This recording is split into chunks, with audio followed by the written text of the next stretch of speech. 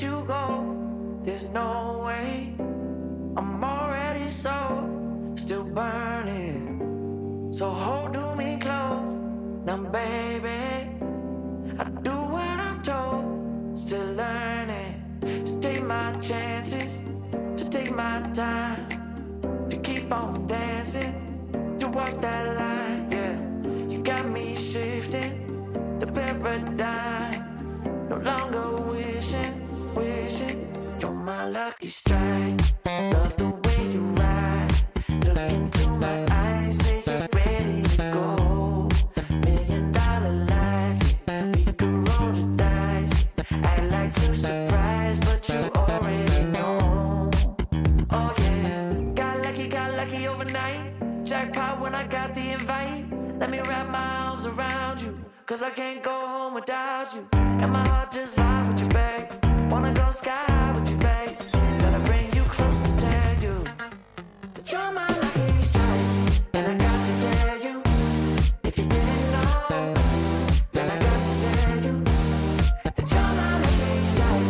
And I got to tell you, if you didn't know, then I got to tell you that you're my lucky strike. Cooler than cold, I'm all in. So load up the dice, so heavy. The way that you roll, I'm falling. So I never fall. I'm ready to take my chances, to take my time, to keep on dancing, to walk that line. Yeah, you got me shifting the paradigm. No longer wishing, you're my lucky strike. Love the way you ride. Look into my eyes, say you're ready to go. $1,000,000 life, yeah. We could roll the dice. Act like you surprised, but you already know. You're my lucky strike. And I got to tell you, if you didn't know, then I got to tell you that you're my lucky strike. And I got to tell you, if you didn't know, then I got to tell you that you're my lucky strike. I can't let you go. There's no way. I'm already still burning. So hold to me close. Now, baby, I do what I'm told. Still learning to take my chances, to take my time, to keep on dancing, to walk that line. Yeah, you got me shifting the paradigm. No longer wishing, you're my lucky strike. Love the way you ride. Look into my eyes, say you're ready to go. $1,000,000 life, yeah. We could roll the dice. Act like you're surprised, but you already know. Oh yeah, got lucky overnight. Jackpot when I got the invite. Let me wrap my arms around you, 'cause I can't go home without you. And my heart just vibe with you, babe. Wanna go sky high with you, babe. Gotta bring you close to tell you that you're my lucky strike. And I got to tell you, if you didn't know, then I got to tell you that you're my lucky strike. And I got to tell you, if you didn't know, then I got to tell you that you're my lucky strike. Cooler than cold, I'm all in. So load up the dice, so heavy. The way that you roll, I'm falling. So I never fall. I'm ready to take my chances, to take my time.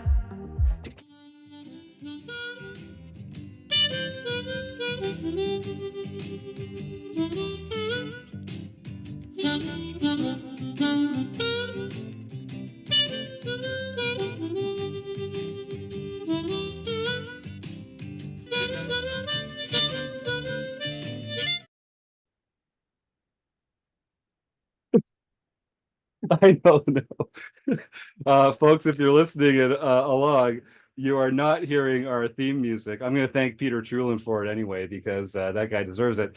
You will not believe it, folks. We're having some technical difficulties tonight here on the RecPoker podcast, but I am so pleased to be here, and you are in for a treat, even if you can't hear our intro music, because it's episode 617 of the RecPoker podcast. This is the Chats edition. But we also have a forums edition every week, just talking strategy. Now, I'm your host, Jim Reed, Bluffsterini in the home game, and at RecPoker Jim on the hellscape we call Twitter. And I have the best freaking job in the world, talking poker with my friends here on the podcast every Monday night at 7:30 Eastern, live on YouTube. You can join us for free every week and win a prize just for showing up. Now, we're going to talk. I know you're here to talk to Slow Poker, and we've got him. He's on the back burner for just a second. I have to mention that we're brought to you by Running Aces, the official sponsor of the RecPoker podcast. Most of what we do here is free, so we're a largely volunteer-based organization, so we really depend on support from our sponsors and also from our premium members who take part in our training material and study opportunities for only $22 a month.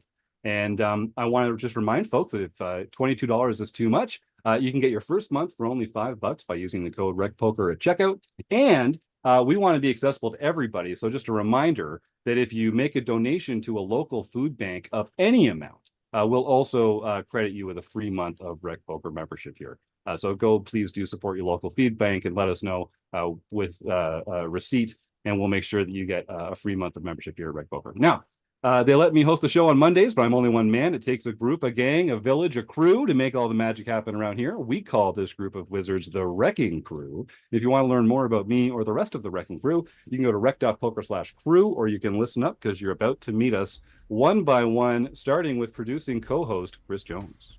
I'm Chris Jones. You can find me 5B5 on Twitter or 5x5 in the PokerStars home game, and I help run our monthly strategy segment called The Deep Dive.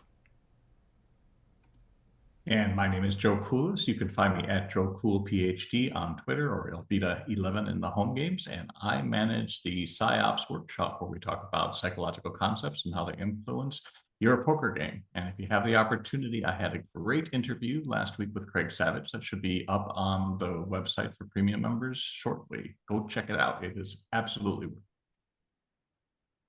And I am John Somsky, also known as Poker Geek MN Everywhere, and I help run the toughest home game, free money home game tournament series in the multiverse.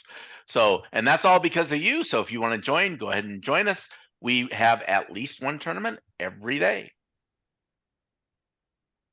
And I'm Rob Watcham. You can find me as Rabman50 just about everywhere. And on the first and third Wednesdays of every month, you can join me and a group of premium members as we talk about the next poker book. All right, so as you can see, just a little smattering, a taster's choice of the buffet of offerings for our premium members over here. So thanks to everyone on the Wrecking Crew for all your continued contributions to make RecPoker great. Now, we are joined by the one and only Slow Poker. Can I call you John? Do you go by Slow? When you like meet people at the table, how do you like describe yourself? I go with John, and I regret calling my show Slow Poker because a lot of people call me Slow, and it still doesn't feel great, but it's my fault. That's all right. Well, yeah, I mean, I'm glad that you're owning that. That was definitely up to you. You are such a fun guy. We got a chance to hang out a little bit in Las Vegas, but you're also, known to a lot of our panel here. I'm sure a lot of our listeners know who you are as well. But don't let me put you in a box, John. If you meet someone, if our audience didn't know who you were, how would you kind of describe your own role in the poker world today? I think I hesitate to borrow a phrase, but or to parody a phrase, but to make poker fun again. I think that's whatever. When I first started this thing, it was in the middle of quarantine, and my poker player friends were especially bummed out. I mean, everyone was bummed out, and I thought, what if I inject a little bit of levity into a crappy situation? So yeah, making poker fun again, reminding people that for most people, poker didn't start as being an intense,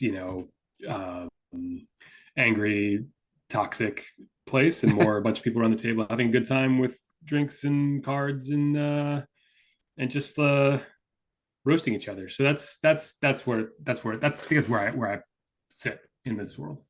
I love it. I mean, that's a mandate that we overlap with greatly here at RecPoker, that's for sure. And I think, the world of poker has light and dark. It's got black and white. It's got a lot of good and some bad in it as well. Have you always had this kind of positive, fun association with the game? Is that part of your kind of poker origin story yourself? Yeah, so I came to it very late. So my first experience was well into my I mean almost 40, I think, when I learned poker.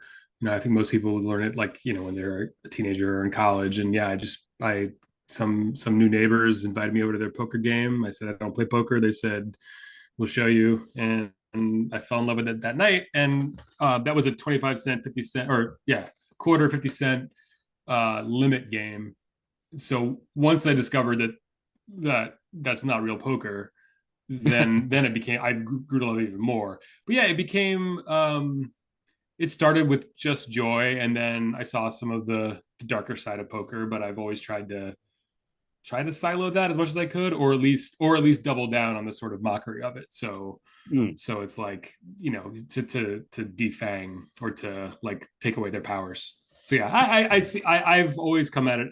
It can be a frustrating game, obviously, when you have 98% equity on the turn and that kind of thing. But I try to still see the sort of rainbows and butterflies. Even Yeah. then. Good for you. So I'll just remind our YouTube chatters, you're here live joining us. If you've got any questions for John, type them into the YouTube chat, and we'll make sure that we get them to him. And we'd also like you to suggest some names for Stake Study Stack. We'll be playing later on at the end of the episode. So suggest some names there. And we're also going to be doing our raffle at the end of the interview to support a local food bank. So just a reminder to our listeners to stick around to the end of the show for that. And if you want to help support our fight against food insecurity, you can make a donation to RecPoker with a super chat right here, right now, live. And we share a portion of all our super chat donations with a local food bank as well. So stick around and have fun in the YouTube chat, folks, and get those questions in for John. So, John, you've chosen. You're accessible on a lot of different platforms, but it feels like YouTube is where you kind of have put yourself in the front and center. What was it like kind of getting started, growing into a routine of posting? Like, it seems like, was this just like a fun thing you wanted to start doing and it was successful? Take us through the beginning stages of that. Sure. It was again kind of fueled by quarantine in 2020. So my career for the last several decades, or for my whole life basically, has been in theater. So I write stage plays for a living. That's where I make my living, where I make my annual income. But during quarantine, that was, my royalty income took a big hit, and as a lot of people took a big hit, obviously. But I was kind of in this. It wasn't just that. There's some other factors going on in the background where I was at this sort of inflection point of, okay, I'm slowly losing my mind at home. Also, I don't know what's going to happen. Is theater dead? So I have this. Let me sit down with a piece of paper like I did, decades ago, and say, okay, what are my passions?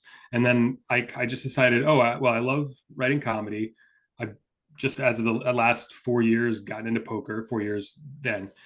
And I was getting into video editing because of quarantine. I was making sort of celebration videos for people to lighten their day. And I thought, what if I make like a poker comedy show? And I looked around, I was already watching some of the sort of more classic poker vlogs, and I knew I didn't want to do the same stuff because I'm not that good at poker. So like, it wouldn't make sense for me to try to one up the best players, right? And I'm not, an incredible cinematographer, so it's like, I'm not going to try that. But what can I bring that's unique and maybe something that's missing? And so I realized, sort of a fast paced, like, the jokes kind of the poker is important, but really it's more about sort of just making your day, like laugh, laugh, laugh, laugh, laugh, go. It's just like my way of sort of taking a stand-up routine about poker and merging it with hand histories. So that's where it came from. YouTube just made the most sense, just because I'm writing these longer form stories, and they have an arc, and whether that's actually the best way to grow a new poker show remains to be seen. You could probably say, given I'm growing so slowly, that probably not, but I'm stubborn, and I love just the feeling I get when I finish one of these things and they come out of the oven and people react the way they react. It's really rewarding. So yeah, I'm branching out more and more into the shorter form. I'm posting more on like TikTok and Instagram and things like that. That's another, like, a longer story, but yeah, that's my origin story. That's cool. Well, I mean, in case it has to be said out loud, you're on the RecPoker podcast, baby. You've made it. This is like, how does it feel to peak as a professional in the poker industry? What's that experience like right now? Like, what the thoughts running through your head, the adrenaline, like, what's it like? If I drop the mic that I'm speaking into and it breaks, then the podcast is over. So I really don't want to do that. So we'll just sort of, all right. Run with what you said. We'll leave it there. I appreciate that. Joe, no, it feels great. It feels great. I feel like I can die happy. Just make sure I make sure I put my kids to bed first before I die, just because they can't do it themselves, because they're ever the family man. He's got his priorities in the right place too. I love this guy. All right, Joe, jump in. So the interesting thing when I started listening, and as we said before, I think I was one of the first Patreons that she actually had. I've been there paying you money since the beginning, and if you're not paying this man money to help build his program, you should do it right now. And he didn't pay me for that. There's no that I just really believe in that. But I think that the reason I started listening to you is honestly, I find a lot of vlogs actually quite dull. Right. I mean, I can watch strategy about things, and sometimes Brad Owens, has a good joke here or there, but it's mostly about the poker. Yours, yeah, it's poker adjacent, but you're a writer, right? And it's freaking good writing that comes through, and the jokes are funny, and they're referencing different things that maybe we're just of the same age, but it really feels to me that you're the only person that does it close is probably Marley Sprague, in terms of being able to write something that's funny in and of itself, even if you're not the greatest poker player in the world. And I really have to give you credit for it. And you shouldn't, your slow building of it is not just your moniker. It's probably just because you're not saying, look at all this money I'm making doing something. You're actually writing something pretty difficult. Yeah, I appreciate it. And I appreciate all that. Thank you. And I think that, one of the things that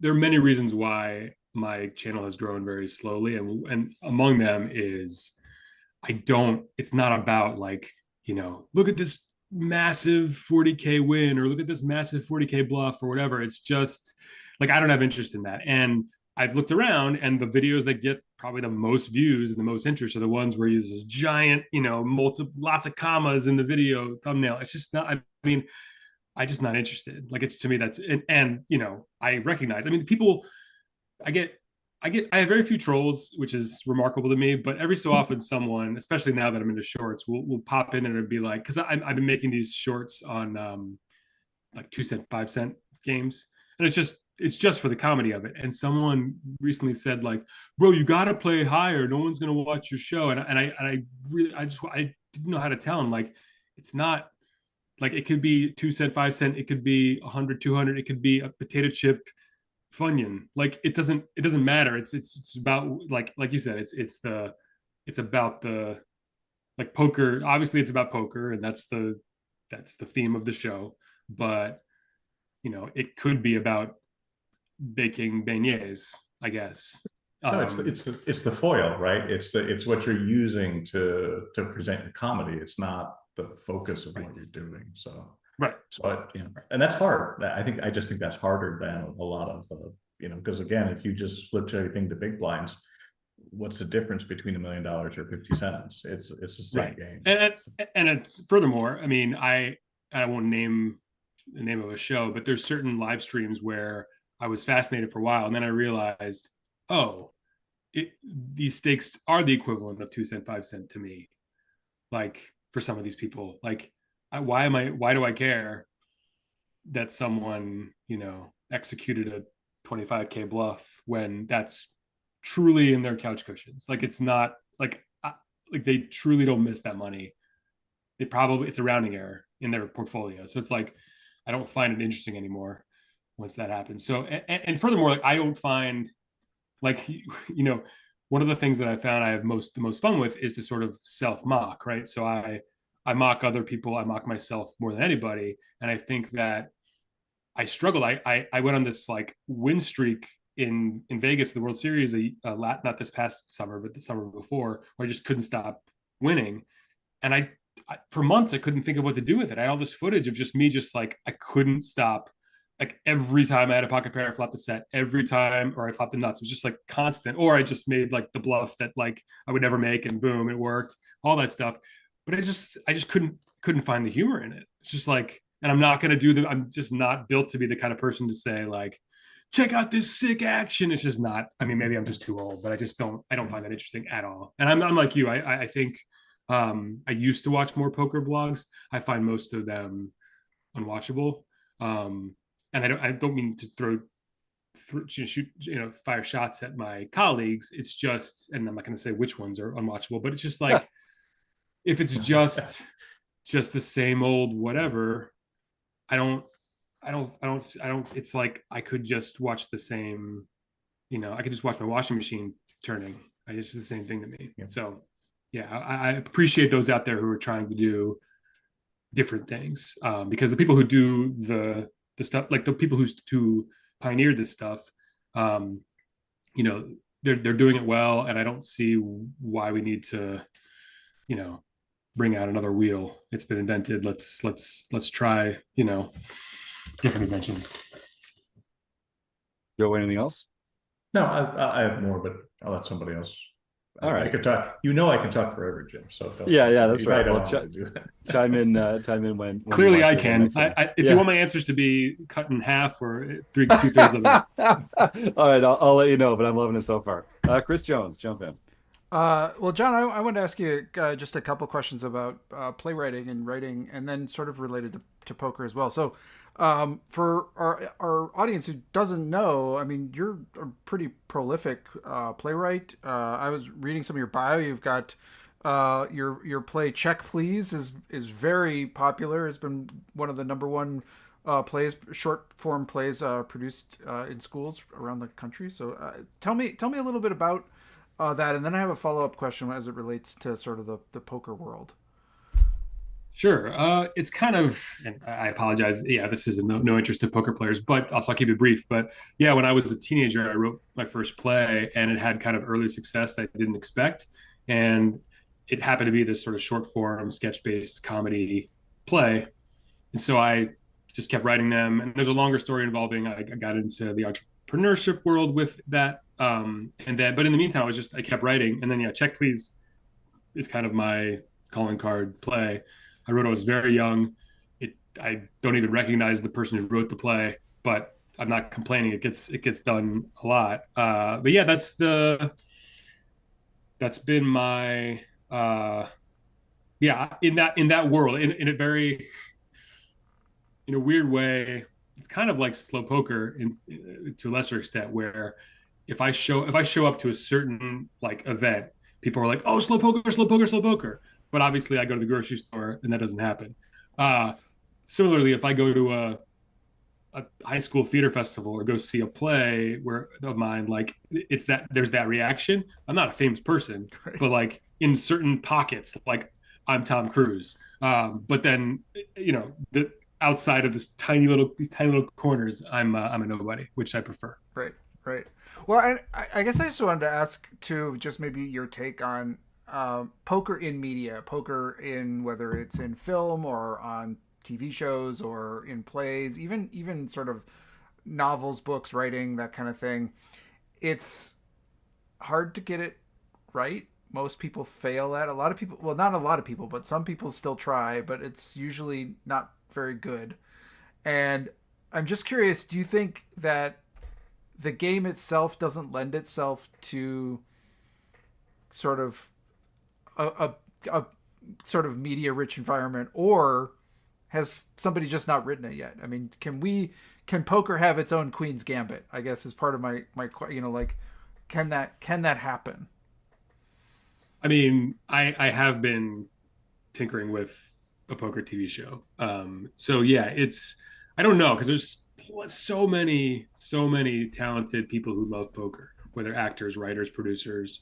I mean, they're everywhere. I'm sure you know most of them, but they're every. I feel like every week I find out, oh, Lou Diamond Phillips is a poker player, or this English playwright who I respect and admire, who I had no idea was one of the OG English poker players, and I was like, oh, that's why his play is about poker, and it's just like they're out there, and so I don't know. I don't know if it's just. I know somebody asked me recently if I'd consider writing a play about poker, and that's just tough because poker tables are around and plays and stages are not. So most stages are not. So, but yeah, I mean, I'm shocked. I'm shocked that there's not more. That Rounders is still the one that we look to as the poker film, and when it comes to I know there have been a few attempts, but yeah, I never saw. Is it called Tilt? I haven't seen that. And then I saw Runner Runner, which I think they would admit they weren't proud of. Yeah, so I think it's only a matter of time. I think I have no clue as to why it's slow going. I don't know. Let's talk.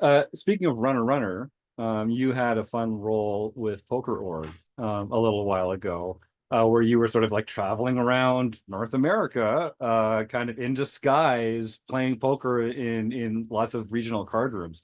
Just tell us a little bit about that experience.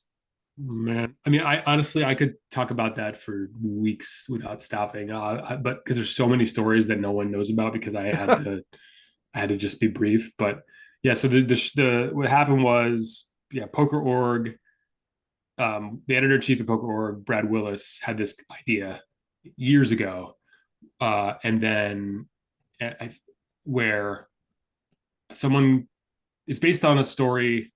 Well, anyway, it's a poker player, an anonymous someone, a poker player that no one knows. They don't know the identity of this poker player. Travels the lower 48 states, playing poker every other day, and every day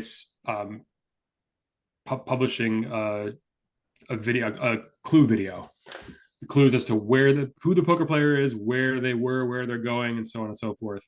And the poker player has, in their hand a 35K, I think, platinum pass. So it's like you get a free vacation to the Bahamas, you get free buy-in to the 25K PSPCA main event, you get a bunch of other stuff. If you find me and deliver this passphrase, then you win the pass. If I make it the entire month without getting caught, I keep the pass. So it was just, but the process was so it was so confusing, because it was like we didn't know behind the scenes how to, because only a few people knew who I was, right? So it was just Brad and one other person at Poker Org, my wife. I think that's it.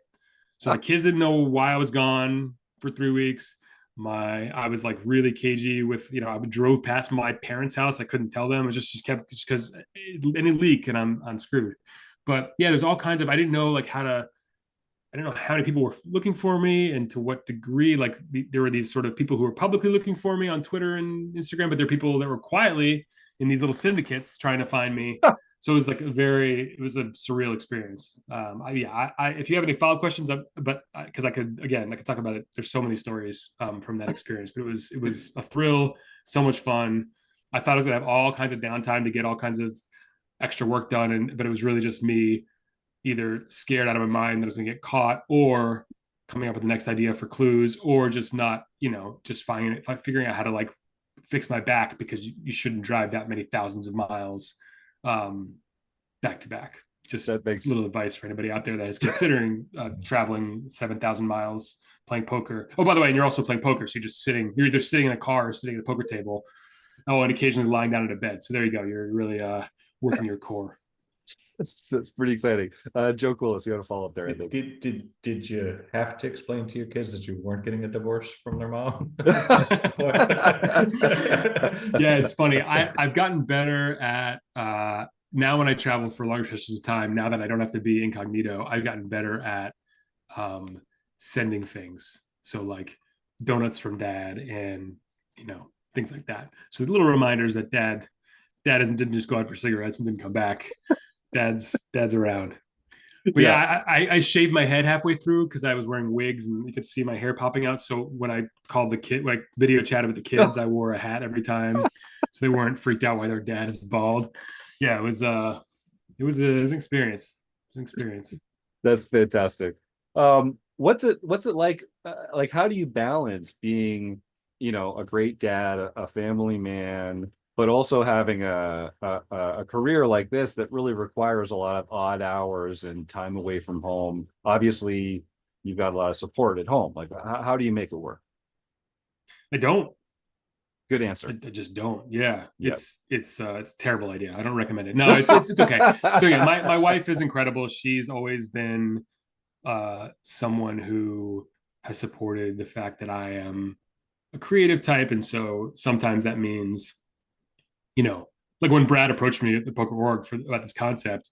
To her credit, she snap called. Like I basically told Brad, I was like, he called me and he said, "Look, you're like, you can't tell anyone if you don't want to do this, but like, your first choice. Like, do you want to do this?" And I said, "That sounds incredible, but let me ask my wife if I could be away for 3 or 4 weeks before Christmas." And she snap called, and so yeah, incredible support, and just sort of an understanding of the sort of nature of this beast that is creating comedy. It's not like I'm not an actuary, right? I don't have like a clock in, clock out job. But yeah, it's interesting. It's tough to balance it all, and and every week I'm trying to figure out how to adjust the pie chart so I am present for each piece of the pie the right amount of time. That's tough. If you ever crack that code, let me know, brother. I'm looking at that same chart. Yeah. Making it worse is that there's no poker near me. Although I just found out finally there's a new casino an hour from me. I thought the poker room hadn't opened yet, but apparently there's like 2 tables running now. So I can finally film somewhere that's not a stone's throw, but somewhere near-ish me. Because right now it's like 4 or 5 hour drive. That's the closest poker room for me. Yeah, that makes a big difference, of course. So we talk a lot about making the poker world more fun. That's definitely one of our goals here at RecPoker. You obviously do that through your material and through your work. Are you also a fun person at the table? And is that intentional? And have you had any like positive or negative ramifications from that? I've never gotten that question before.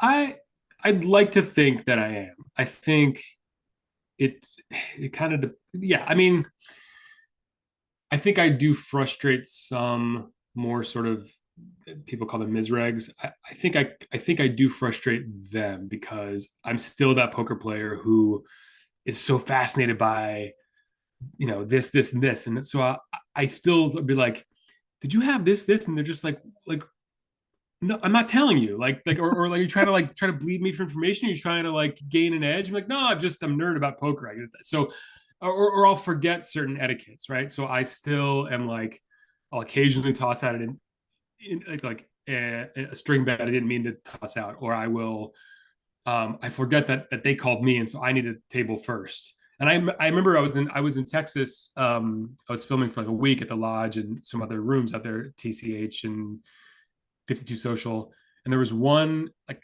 Mizrag who didn't say anything to me at the table, but then later jumped, like a month later, jumped into my comments and was just tore me a new one to say like this, and this. And one of them was like, yeah, that I nit rolled. But it truly, I mean, I can tell you the hand history. It truly was like, it sounds like an absurd guess as to what the guy had, but I was like truly debating whether or not I should shove, given pretty much only one hand beat mine. And he just gave me all this grief that I didn't roll. It's like, look, I'm still like learning the game. I still am in love with the game. I still see it as like a you just sort of like furrow your brow and do your stuff. Like, yeah, I mean, I remember, so I have to make a short out of this, so I'm spoiling it a little, but I was at the World Series this past summer, and I was having just a great time at the cash game tables at one table, and then I showed up at the other table, really friendly table, and we were all just having a blast. The guy to my right was an absolute stain on the game. Just like headphones on, looking at something. Someone would ask a question, he'd like deliberately didn't respond. Like just needed to know, like, was that a raise or you a can call? just use my name. You can just use my name. It's okay. Yeah. Well, if this is you, first of all, great disguise. But second of all, I'm sorry for what happened, because this is what happened. So real quick hand history. I will get into the full details, but it was like raise, re-raise. And I called 4-bet. He just called bet call, whatever. And then I thought I had jacks, and I was bluffing him off jacks. And he called river ace, he flips over kings, and he loses his mind. But before that happened, it was I wanted to see a stack, and he wouldn't show it to me. Oh. And I'm trying to sort of get my bet sizing down, and he just like wouldn't show it to me. He was just like, and what was great about that was that after, so he was so mad at the dealer, of course.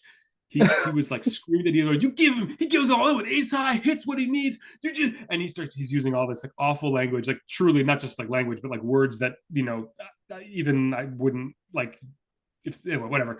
And then he took the pocket kings and crumpled them up and threw them at the, and then he was banned from Caesar's Properties for a year. So anyway, but there was that moment where at the table, you know, before that, we were all having a great time, and I kind of had to ask the crew. I was like, I usually feel guilty when that happens, like, because like, you know, I got it in with ace high and hit, but I was like, let me just confirm, everyone was happy with that ace. They're like, oh yeah. Good ace, good ace. So yeah, I like to think that, like, yeah, when it's the kind of table that appreciates it, I like to bring it. Nice. That guy, let's talk in the antithesis, that guy. Yeah, but you know what? Some people, they're called Ms. Regs for a reason. You know, like they've decided. They've decided how dictionary they want definition. That guy. Yeah. Well, good riddance. I say often we got to do a better job as a community of ostracizing assholes. Like, we don't actually have to make them feel comfortable at the tables just because they bring money. There's actually lots of really nice, friendly people that also have money that you can play poker with. So yeah, kick those jerks to the curb. I'm with you.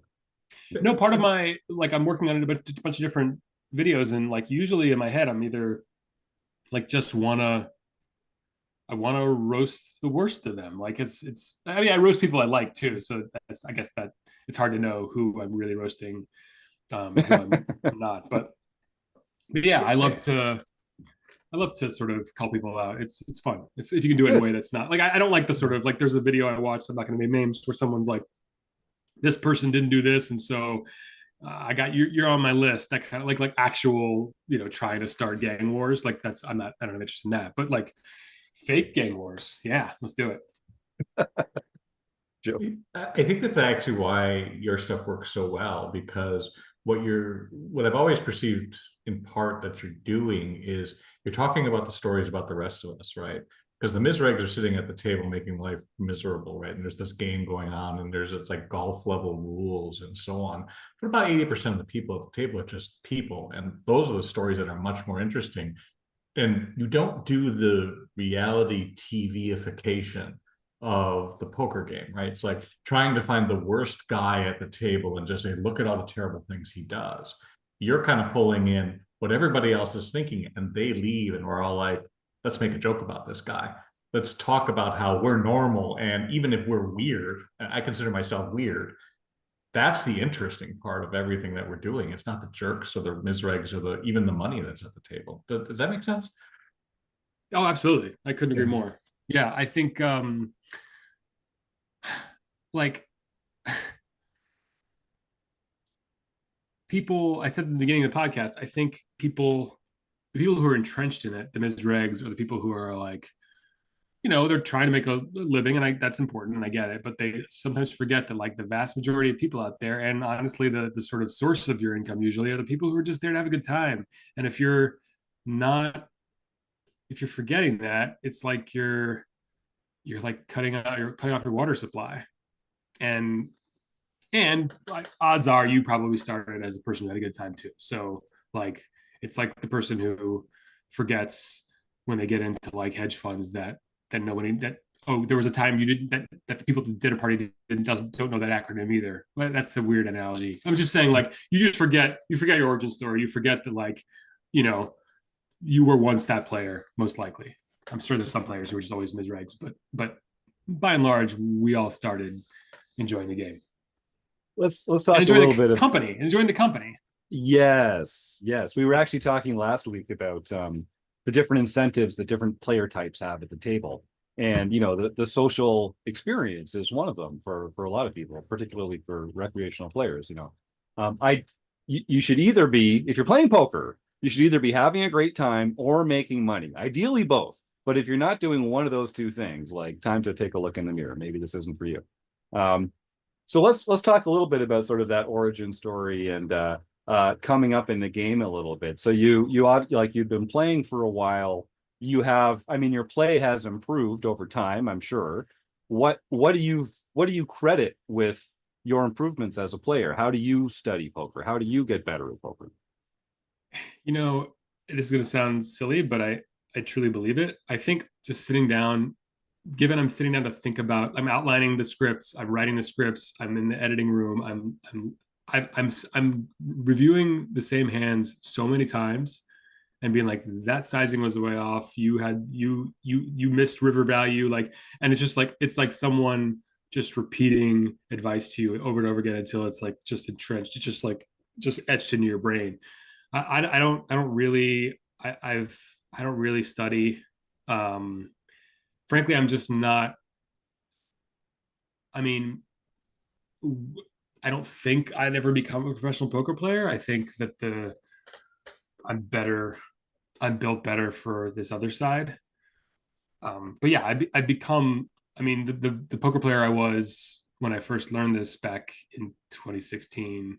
And I still remember in that game where like even the silliest stuff is just like I just don't understand on a paired board that I shouldn't keep raising with a flush, like that stuff. Right? That's the sort of basic stuff. But then just knowing like, oh, eventually I can like I like never bluffed in the early days, and now I'm like, okay, I can I realize that, oh, this is actually part of the game. You don't just wait to make your hand. You have to like, got to push it. And yeah, I think just in just pouring over footage, I think that's honestly a huge thing. And honestly, like because I'm filming at the table, like it's a whole production. Like I really pay attention, so it's like it's a lot more. I'm not just like texting, right? I'm paying attention to like the characters around me, so it's like which also helps. It helps from the script standpoint, so I can like if I want to use this person again, I never really name names, and usually they're blurred, and unless it's they've signed permission. But it's that helps too with poker, just like, oh well, I'm paying attention, so and I don't always pay attention, but when I do pay attention, I'm like, oh well, I know that person's calling station, that person is not going to be bluffed off a flush, even if they have maybe a flush, that kind of thing. So yeah, in noticing for like creative reasons, I'm noticing for poker reasons too. I like that. So for you, your learning has really been sort of like an iterative process where you are just yourself kind of drilling down on your hands and learning the mistakes not to remake and that kind of thing. It sounds like. So yeah, don't yeah. I talked to friends too. I made so I many was new gonna friends say, who were just like, yeah. You need some new ideas or like some way to challenge your own assumptions, right? Are there any particular friends that you'd like to sort of shout out and give some recognition here on the show? Sure. I mean, I think my go-to like poker nerd, like sounding board is Lee Jones. Shout out to Yo, Lee. awesome. Yeah. Lovely. And then yeah, I shout out to, let me think of some of my people. Yeah, my boy Ethan he's been like one of my first viewers, and we become friends. I think my poker brother is Greg Goes All In, and so those three guys, like they all have different. They're all super smart, super kind mensches, and so like even without the poker, I would just want to hang out with them. But I could also be like, okay, I need to. I bet river with jacks here with the queen out there because I put him on nines. But do I need to bet there? Like then they're like, no, you should have just checked. And like I'm still they played so many more hands than I have, and they're studied. Lee just wrote ebook about it, and Yeah. I'm still like, working my way through it. So it's nice to have a brain trust to be like, okay, I respect your opinion. Give it to me straight. Nice. Well, we're coming up on the end of our time with John here in the YouTube chatters. If you've got any more questions, there's one from Chip Extractor. It says, have you done stand-up comedy? I owned and operated a club for years in New York, and you have that comedian vibe. Oh, it's I have never done stand-up comedy. I have pages and pages of notes, and I have sets that I've written down. I just don't know if that's, I mean, I'd probably too old now to jump into that pool. But my wife used to do stand-up comedy in New York Ah, before I met her, but so it's in the house. that's cool. You're gonna have some very fun kids, I think. Let me know if you don't want to talk about your kids, but like approximately how old are they? Are they 10 blossoming into? Oh wow. Okay, so they've got personalities. Are they taken after? Is there like a baby mama and a baby papa, or how is that? How do they kind of fall after you They guys? seem like hybrids. Yeah, they seem That like makes hybrids. sense. That checks out. Yeah. That checks out. From what I understand, that's how the process works. Okay, good. Yeah, me too. Baby mama must mean something different in Canada in comparison to the States, because I couldn't figure out where you were going with that. Yeah, I didn't want to say anything. Yeah, we get slang about 15 to 20 years behind you guys up here in Canada. It's an evolution. We're getting there though. Yeah, good call. All right, so I've got a couple. We'll take a couple more minutes here with John, then we're gonna let him run. John, what are your goals within the world of poker or poker content, or in this area of your professional career? What are your goals? It's I've been trying. So in the beginning with the show, I just wanted to make what made me happy and made other poker players happy. Labor of love can only bring home so much bacon. So ideally, there's a world where I bring home some bacon, but not the right amount. And I'm a person of a certain age, so it's like I can't just every hour has value more than it did when I was 21, where my hours had zero value, as evidenced by the beer. But yeah, ideally, I am making the stuff I love to make, interacting with the best types of people in poker on a more regular basis, and able to do that either by myself or in partnership with others in a way that has a higher ROI. I hate to sound so mercenary, but at my advanced age, every hour that I spend on a poker comedy show that the one pays so much, I'm not spending my time on things. You understand opportunity cost. There's a great opportunity cost with every passing month, and I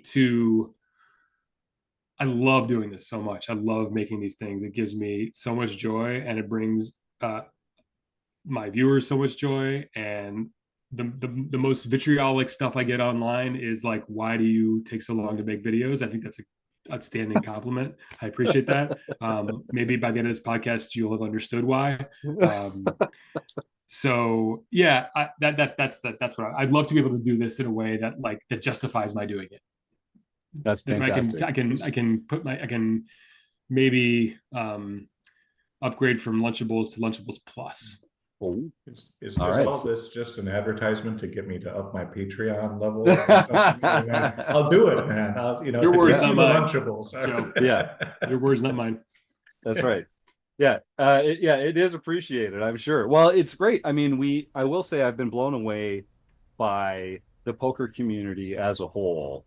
And, as an outsider, you get the sense that there's kind of all these like sharks and shady rooms and, unscrupulous scam artists and that kind of thing. But the more involved I've gotten in the poker industry over the years, the more I've been impressed with how kind and generous and thoughtful and supportive a lot of the people in here are, and yeah, there's your Chris Joneses and your Phil Razors that, they really try and make it hard for everybody else and give us all a bad name.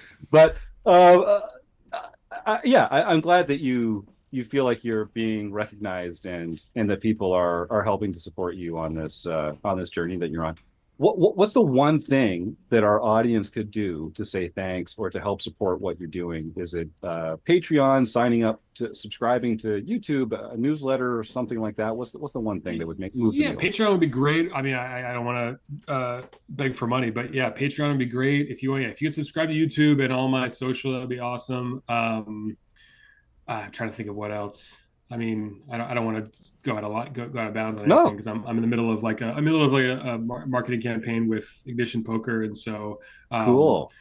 if you click the links in all my bios for that, then they that might incentivize them to like continue with more kind of campaigns. Yeah.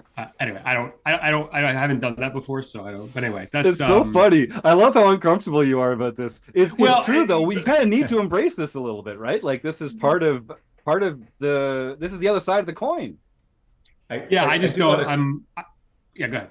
Well, I was going to, I'll speak for you, right? Okay, so it's like psychologists oftentimes have a hard time asking for money. I've never had that problem for what I do for a living. And I think that one of the things that taught me is that it's really people's responsibility. This stuff is hard work, right? Creating content, it's all creative work, and everybody loves to laugh and everybody loves it, but it's like reach into your freaking pocket every once in a while and say, I watch this guy put out videos once every 3 weeks or 4 weeks or whatever it is. And you add up what the Patreon is at a $5 level, it's $60 for a year. It's not that much, right? And we cannot continue to expect very creative people to put out things for free and just do it because, for some sort of clicks that they can't really monetize unless they have millions of followers. I know I say a lot about food banks, but I also feel very strongly and this doesn't make me a better person, but I pay for multiple subscriptions for people who are putting up things I listen to regularly.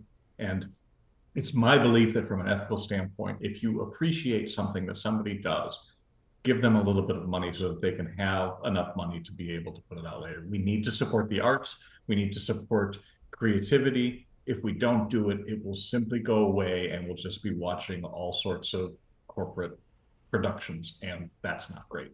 So I'll get off my soapbox now, but I think that's important.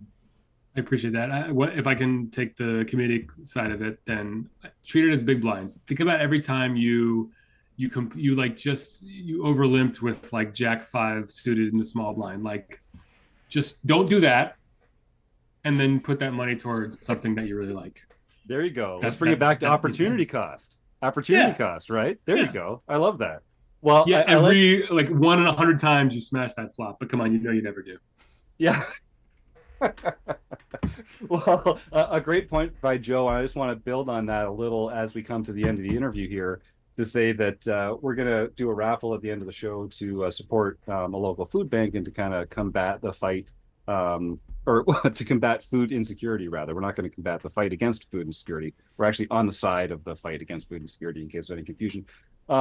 And I just want to mention that, as Joe said, like, it's a hard time in the world right now. A lot of people are having a hard time putting things together, feeding their families, feeding their children, loved ones. And just like at RecPoker, we try and take the stigma away from recreational poker players. We also try and take the stigma away from people that need a little help, just going to a food bank and getting a little help. So if you pull out your smartphone right now and Google food banks near me, you'll find a fantastic organization, I'm sure, that could benefit from a few dollars from your pocket, a few hours of your week as a volunteer, or a few non-perishable food items from your pantry. And it's just a great way to make a difference in the world. One thing we can all agree on is that hungry people should have some food in their bellies, and you have the chance to make that difference in the world. So we're going to get to the end of the interview here. If folks want to start typing the words food bank into the YouTube chat, we're going to give away a prize at the end of the show. And we just do it by rolling a die according to how many people type the words food bank into the YouTube chat. And sometimes there's a donation that goes along with that as well. So we'll just see how that goes. But start typing the words food bank into the YouTube chat, and we'll wrap up this fantastic interview with the one and only Slow Poker. So, John, I mentioned at the beginning, we're going to play Stake, Study, Stack, and then we're going to close the action with our speed round. Our producing co-host, Chris Jones, has been scouring the internet and the YouTube chat to find the perfect 3 names to put you in the blender. Chris, take it away. All right, John. So this is a game we call Stake Study Stack. Works. I'm going to give you 3 names. You're going to pick one that you would like to stake in a poker tournament or cash game, one that you'd like to study with, and one that you would get sort of great pleasure out of just taking all of their chips at the table. And given that we've been talking a lot about content creation and kind of comedy in poker, I am going to give you some of your 3 compatriots. And your names are Greg Goes All In, Caitlin Komeski, and Marley Sprague. Oh man, this is mean. Oh man, I don't know. All right, let's go with.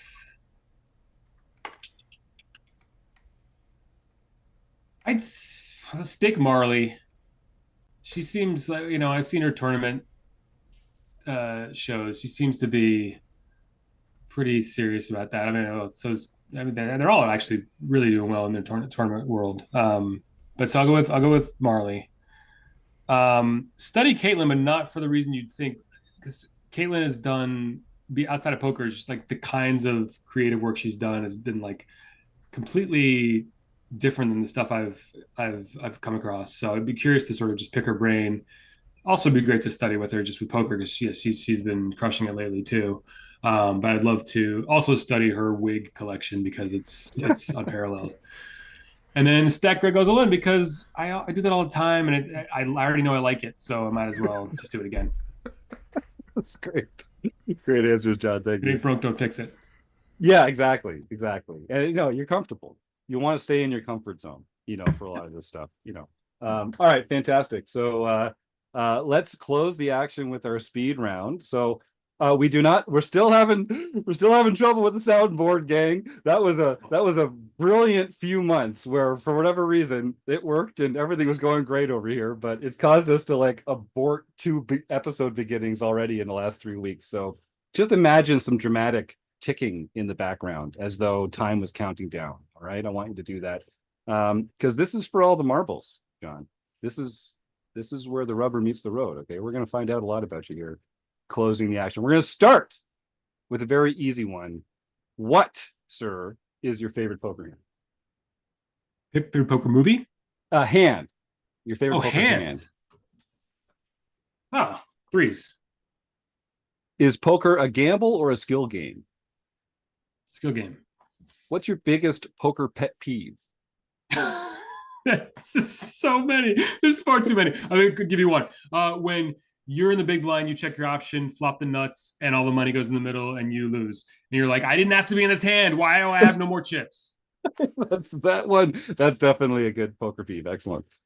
Is Die Hard a Christmas movie? Yes, absolutely. Is Ace King a drawing hand? Yes.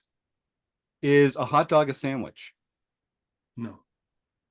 What about a calzone? Is a calzone a sandwich? No. What's one thing you're afraid of? Calzone and hot dogs. Should vacations be lazy or busy? Lazy. If there is a straight flush on the table, what do you call the ace high flush? Royal flush. Okay. Well, who's one player that you respect? Oh, sorry. You're saying if it's the ace high straight flush? Sorry, this is speed. No. So been... if let's say I've got an ace high flush, but you have a straight flush. It's the nut flush. The nut flush. I'm sorry. I thought you were trying to get me to explain what a royal flush was. Yeah, continue. We're still shopping this question. It's a difficult one to ask. Yeah. But because it's not the nut flush, because there's a straight flush. It's not there, the nuts, but it's it's like technically the nut flush by some definitions okay. in some dictionaries, and people scream about it just because in a 5-bet pot that the nuts isn't 3-5 of diamonds. It's just like, no, sure, but it's the effective whatever. Yeah, I got you. We're off the rails. We needed that. We needed that for that segment, so I appreciate that. What's your favorite? I can't understand why there's not a poker movie on with these sorts of This is riveting. What's your favorite brick and mortar poker room? Oh, people ask me that all the time. I don't know. I'm gonna say Hustler. They've hosted me in a bunch of meetup games. I'm gonna go Hustler. Nice. Yellow light coming up. Slow down or speed up? Speed up. Doesn't have to be your favorite, but name one awesome musical artist.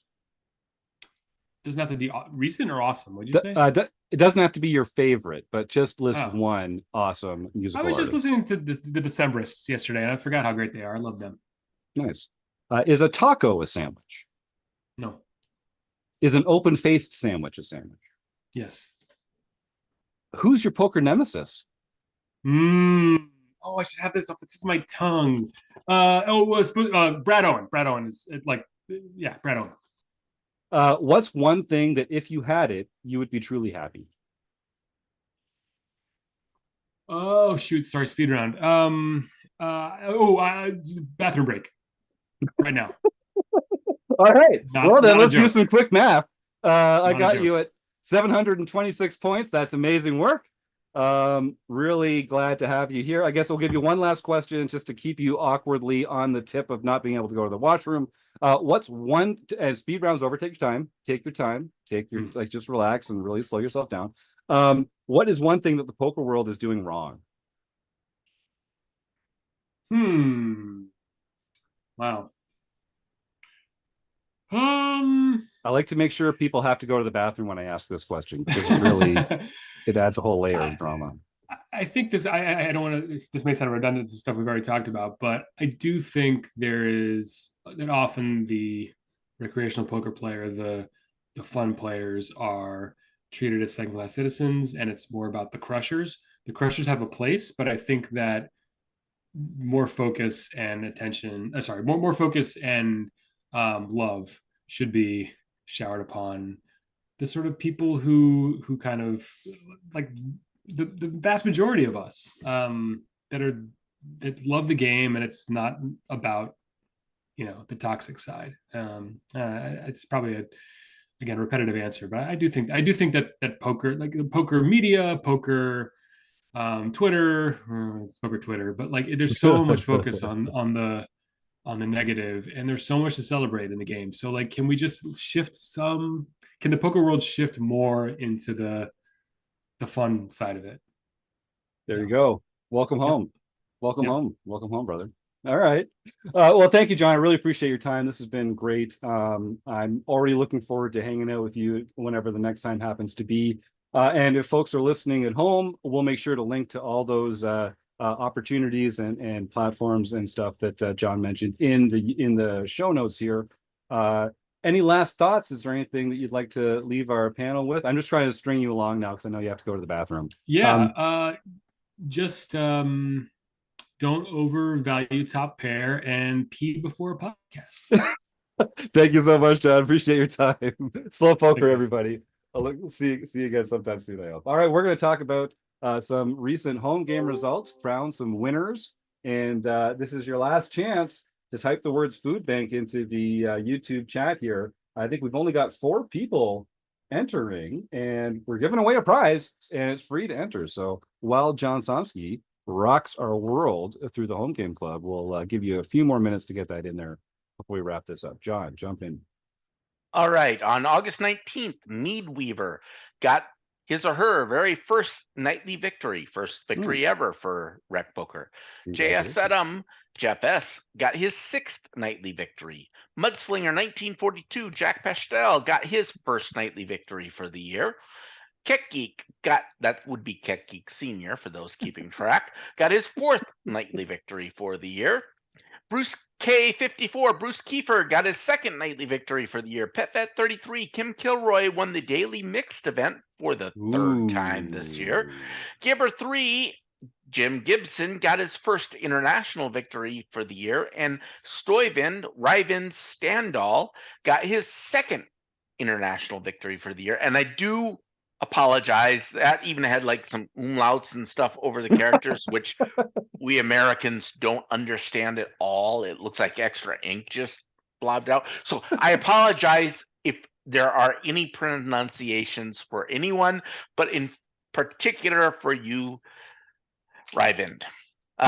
Then PSO Kunzerad got his or her first LPP event. So he or she can contact info@rec.poker for their free month at Learn Pro Poker. Nailed it, John.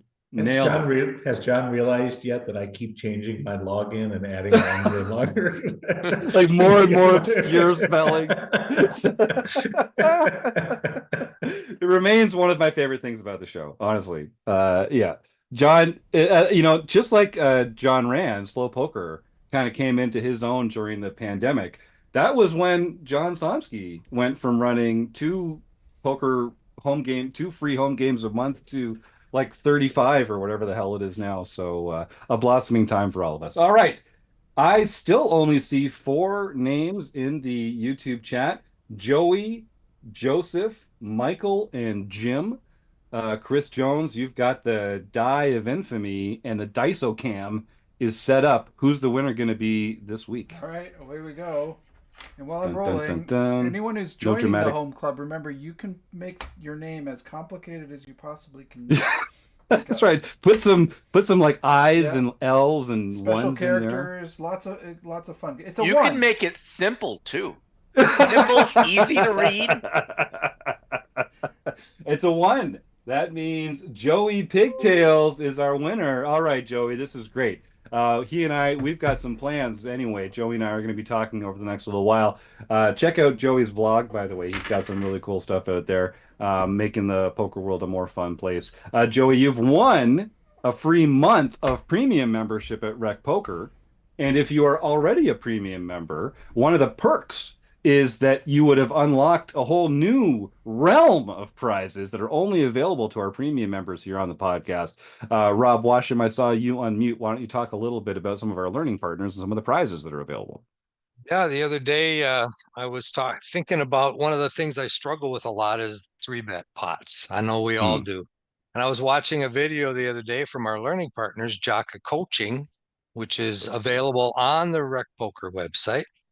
And it was all about 3-bet pots. And he was mainly in how to establish ranges that you would use post-flop as you continue in the hand. So it was very, very entertaining, very, a lot of information there. So if you want this type of training content from Jaka Coaching, you can get 15% off the monthly subscription by going to rec.poker website and under resources, click on learning partners. There you So go. that is one of our learning partners. So definitely get in contact with info@rec.poker and we'll get you set up.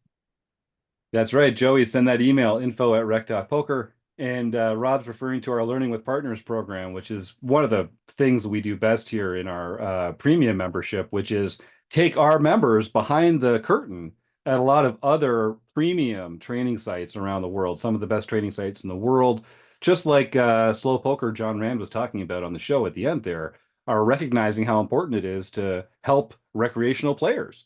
And so through their cooperation with RecPoker, our members get to go and kind of have a little taster's choice of some of the other training sites out there, watch some of their training videos, work with some of their coaches, and it's all offered at a discount through your RecPoker membership. So go check us out. Join RecPoker for free. Of course, all it takes is an email address and a smile.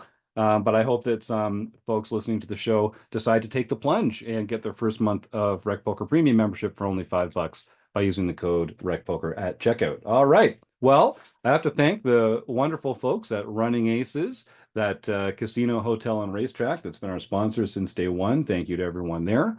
Thank you to our fantastic guest, John Rand. That was a blast. We don't have our audio equipment set up, so I'm not going to play the outro music live in the show, but our fantastic production manager, Renz, has probably already started our outro music. Maybe you can hear it now. Chris Jones, John Somsky, Rob Washam, and Joe Coolis, thank you all so much for your help this week and every week. Everyone in the YouTube chat and all our listeners at home, thank you so much for all your support. Have a great night. We'll see you next week on the RecPoker Podcast.